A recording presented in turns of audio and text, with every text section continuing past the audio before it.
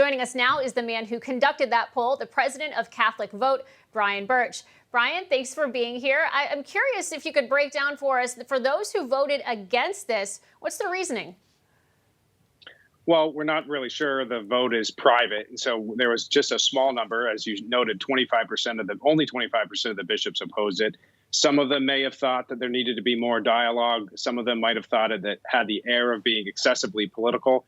But the good news is that 75% of the bishops affirm the need for what they call Eucharistic coherence. The Catholics across America have been demanding and are thrilled by the fact that our bishops are finally leading on this critical question to clarify specifically the meaning of the Eucharist.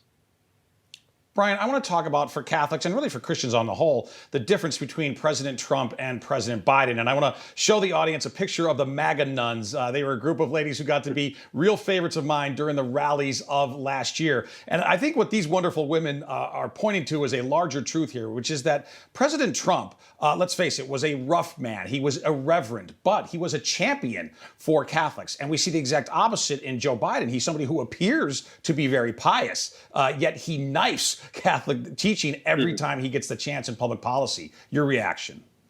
Yeah, you're right. I mean, there's another important distinction, Steve, and that is Donald Trump is not a Catholic, and he never claimed to be. And he definitely didn't hold himself out as a, quote, devout Catholic while flaunting core Catholic social teachings, especially on the sanctity of life.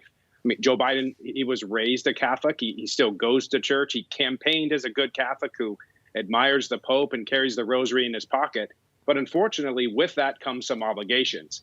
And I think what the Catholic bishops said today and what many believers across the country are saying is that we aren't fools. We expect Catholics, not just Joe Biden, but all Catholics, to respect what we teach and believe. And Brian, listen, just quickly, if you would, assuming this does come down as we expect, what do you think Biden will do? Will he refrain from taking communion? Well, people have to understand, because of the ecclesial nature of the church, it will still be up to individual bishops. What he will then have to do is be very careful about where he goes to church.